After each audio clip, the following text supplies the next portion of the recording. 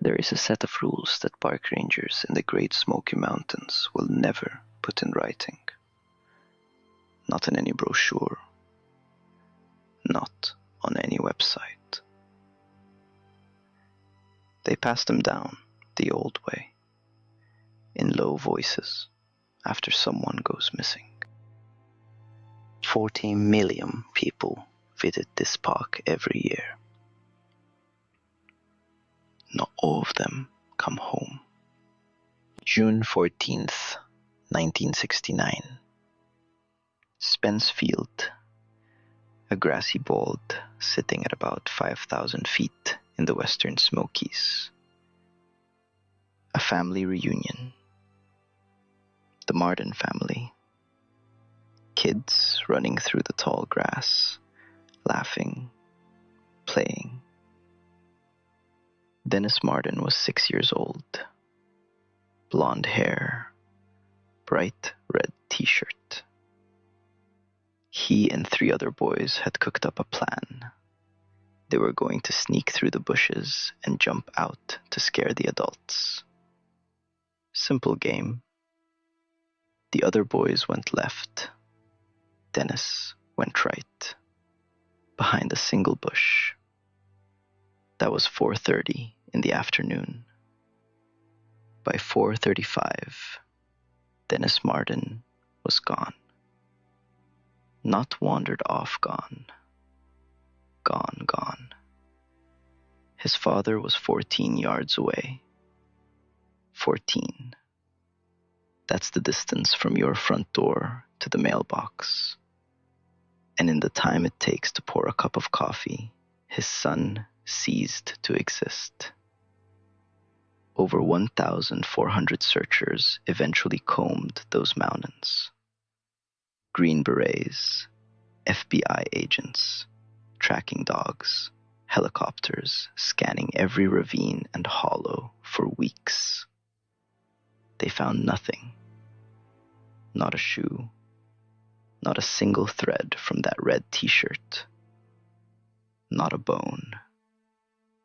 A 6-year-old boy vanished from an open meadow, in broad daylight, surrounded by his family.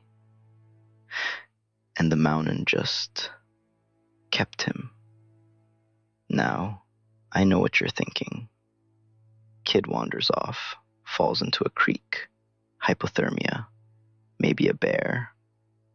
Sure, that's the comfortable version. But here's what nobody talks about. A family named Key was hiking roughly a mile from Spence Field that same evening. Harold Key told park investigators that his family heard, and I'm quoting the official report here, an enormous, agonized scream from the dense brush. But that's not the part that matters. Harold Key said he saw something moving fast through the undergrowth. Something dark, something rough, and it looked like it was carrying something under its arm. Something the size of a small child. The Park Service buried that report. Not figuratively. They pulled it from the accessible case files.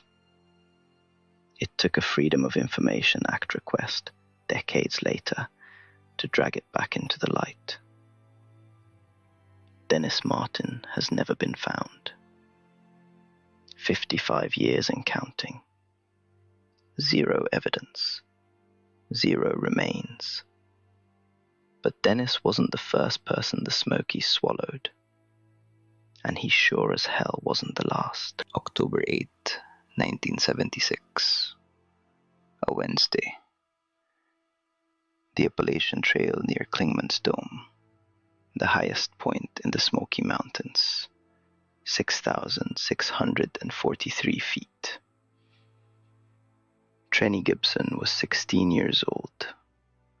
Brown hair, hazel eyes. Junior at Bearden High School in Knoxville. She was on a school field trip that day. 40 students, several teachers. A marked, well-traveled trail in the most popular national park in the country. At some point between the Clingman's Dome parking area and Andrews Bald, a stretch of trail that takes maybe 40 minutes to walk, Trenny Gibson simply wasn't there anymore. No one saw her step off the trail. No one heard a scream. No one heard a struggle.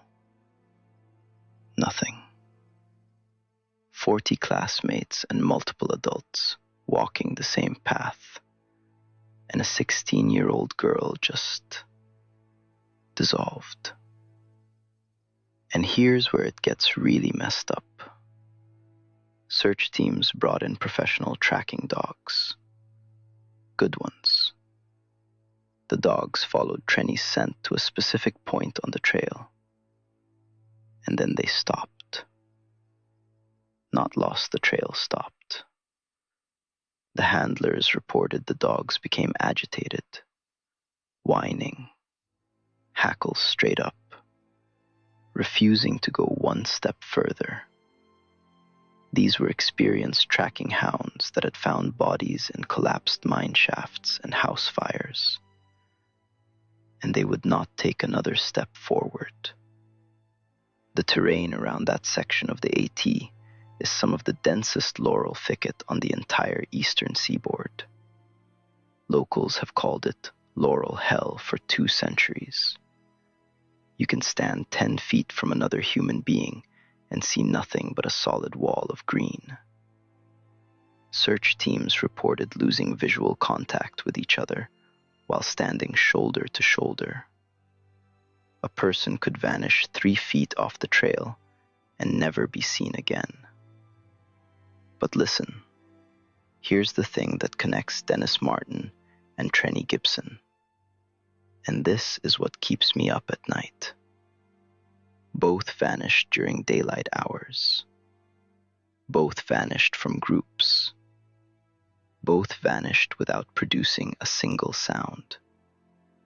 Both vanished near the high mountain balds, and neither one left behind a trace. Not a fiber, not a footprint, not a drop of blood, nothing. There are places in those mountains where the forest doesn't want you. That's not me being dramatic. That is a direct quote from a retired backcountry ranger who patrolled the Smokies for 23 years. In a 2019 interview, he said something else. Something that didn't make the published version.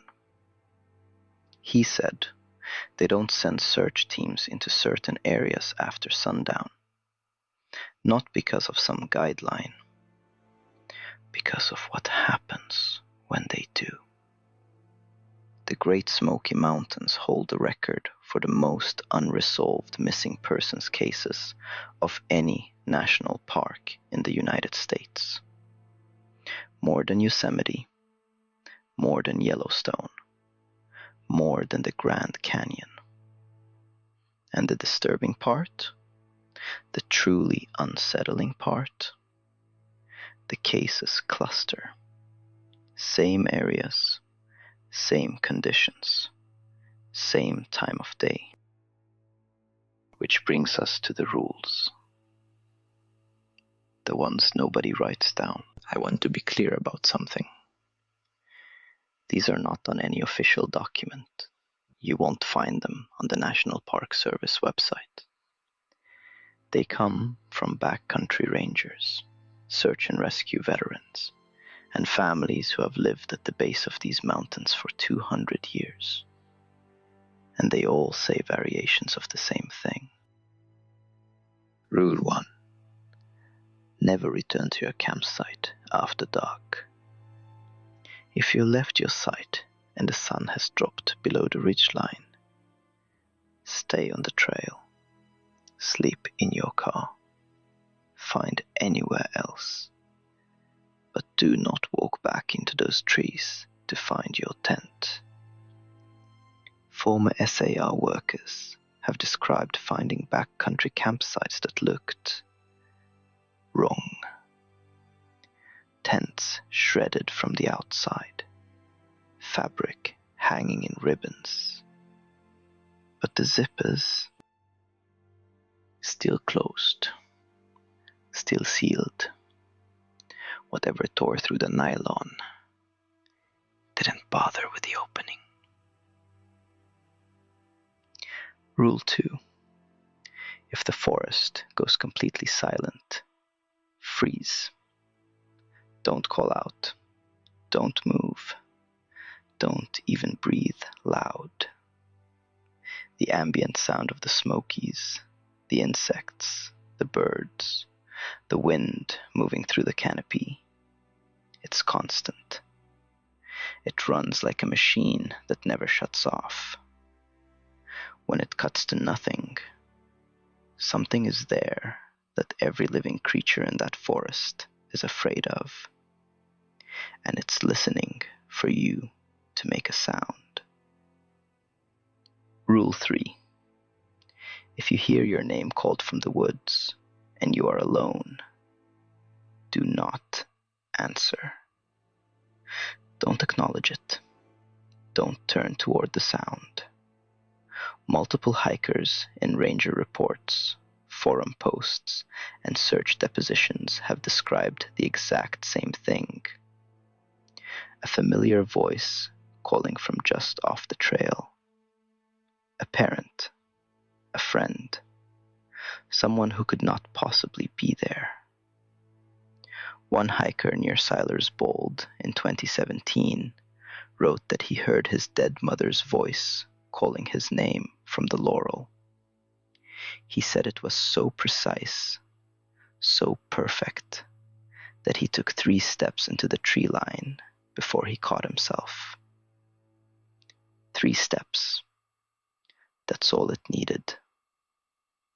Rule 4. Never hike near the bolds after 4 p.m.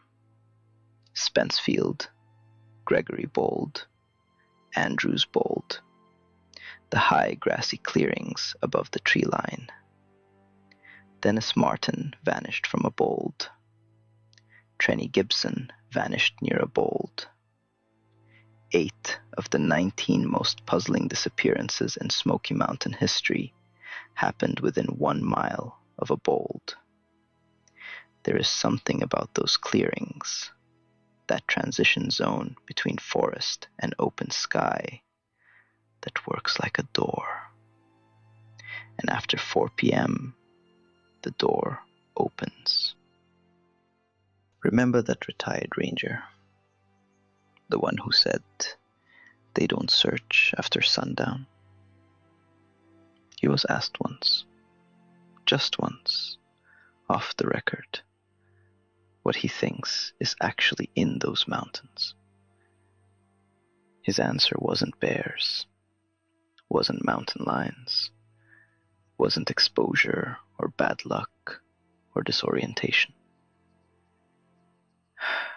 He just said, something old, something that was here before any of us, and it doesn't like being found.